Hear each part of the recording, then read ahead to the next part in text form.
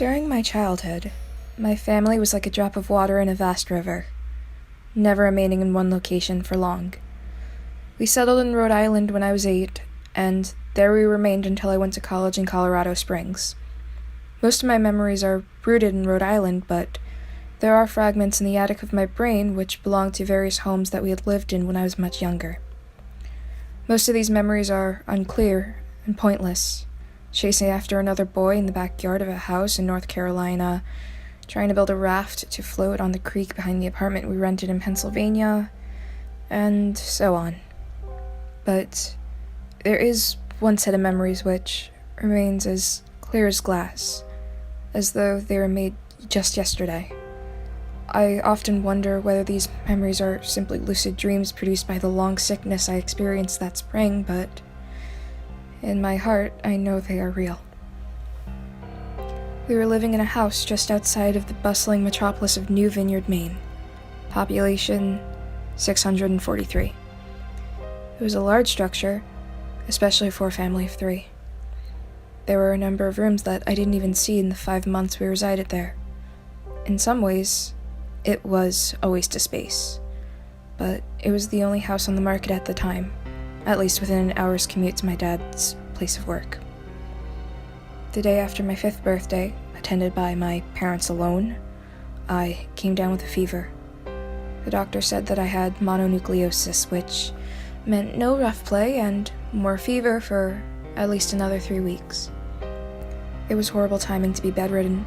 We were in the process of packing up our things to move to Pennsylvania, and most of my things were already packed in boxes, leaving my room barren. My mother brought me ginger ale and books several times a day, and these served as the function of being my primary form of entertainment for the next few weeks.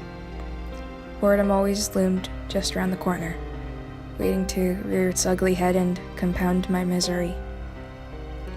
I don't exactly recall how I met Mr. Widemouth. I think it was about a week after I was diagnosed with mono. My first memory of the small creature was asking him if he had a name. He told me to call him Mr. Widemouth because his mouth was large. In fact, everything about him was large in comparison to his body. His head, his eyes, his crooked ears, but his mouth was by far the largest. "You look kind of like a Furby," I said as he flipped through one of my books. Mr. Widemouth stopped and gave me a puzzled look. "Furby? What's a Furby?" I shrugged. "You know, the toy. The little robot with the big ears. You can pet and feed them, almost like a real pet." "Oh, Mr. Widemouth resumed his activity. you don't need one of those. They aren't the same as having a real friend." I remember Mr. Widemouth disappearing every time my mother stopped by to check in on me. "I lay under your bed. He later explained. I don't want your parents to see me because I'm afraid they won't let us play anymore." We didn't do much during those first few days. Mr. Widemouth just looked at my books, fascinated by the stories and pictures they contained. The 3rd or 4th month after I met him, he greeted me with a large smile on his face. "I have a new game we can play," He said. "We'll have to wait until after your mother comes to check on you, 'cause she can't see us play. It's a secret game." After my mother delivered more books and soda at the usual time, Mr. Widemouth slipped out from under the bed and tugged my hand. "We have to go to the room at the end of this hallway," He said. I objected at first, as my parents had forbidden me to leave my room without their permission, but Mr. Widemouth persisted until I gave in. The room in question had no furniture or wallpaper. Its only distinguishing feature was a window opposite the doorway. Mr. Widemouth darted across the room and gave the window a firm push, flinging it open. He then beckoned me to look out at the ground below. We were on the 2nd story of the house, but it was on a hill, and from this angle, the drop was farther than the 2 stories due to the incline. "I like to play pretend up here," Mr. Widemouth explained. "I pretend that there's a big, soft trampoline below this window, and then I jump. If you pretend real hard enough, you'll bounce up like a feather. I want you to try. I was a 5-year-old with a fever, so only a hint of skepticism darted through my thoughts as I looked down and considered the possibility. "It's a long drop," I said. But that's all a part of the fun. It wouldn't be fun if there was only a short drop. If it was that way, you might as well bounce on a real trampoline. I toyed with the idea, picturing myself falling through thin air only to bounce back to the window on something unseen by human eyes. But the realist in me prevailed. Maybe some other time," I said. I don't know if I have enough imagination. I could get hurt." Mr. Widemouth's face contorted into a snarl, but only for a moment. Anger gave way to disappointment. If you say so, he said. He spent the rest of the day under my bed, quiet as a mouse. The following morning, Mr. Widemouth arrived holding a small box. "I want to teach you how to juggle," he said. "Here's some things you can use to practice, before I start giving you lessons." I looked in the box. It was full of knives. "My parents will kill me," I shouted, horrified that Mr. Widemouth had brought knives into my room, objects that my parents would never allow me to touch. "I'll be spanked and grounded for a year." Mr. Widemouth frowned. "It's fun to juggle with these. I want you to try it." I pushed the box away. "I can't. I'll get in trouble. Knives aren't safe to just throw in the air."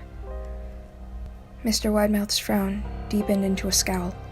He took the box of knives and slid under my bed, remaining there for the rest of the day. I began to wonder how often he was under me.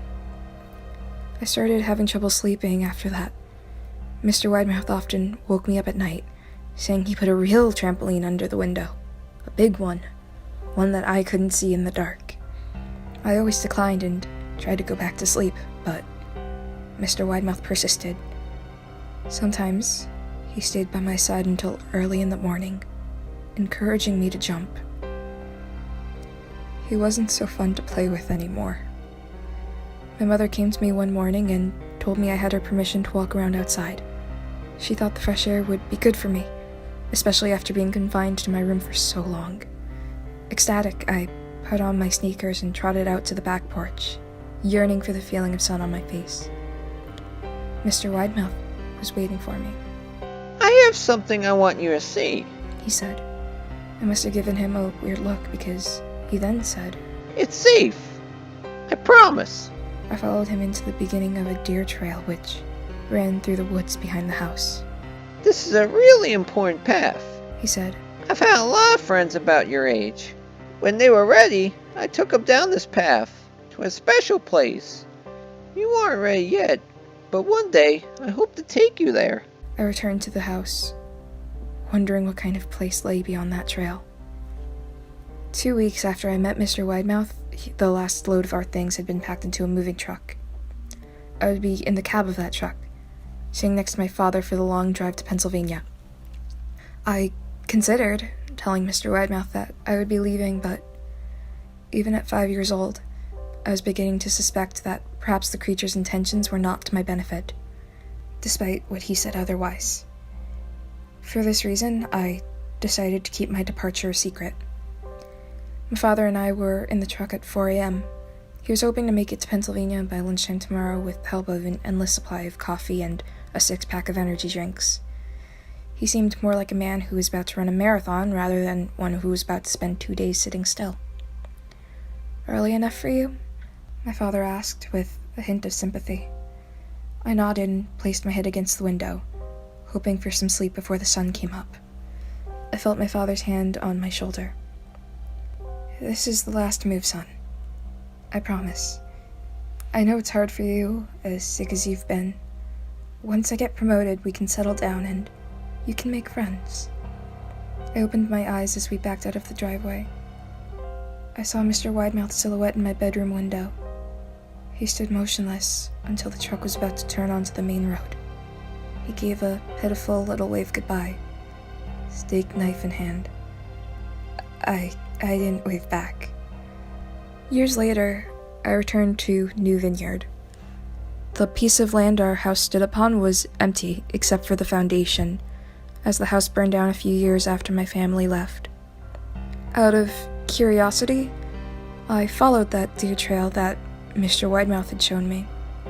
Part of me expected him to jump out from behind a tree and scare the living bejesus out of me, but I felt that Mr. Widemouth was gone, somehow tied to the house that no longer existed. The trail ended at the New Vineyard Memorial Cemetery. I noticed that many of the tombstones belonged to children.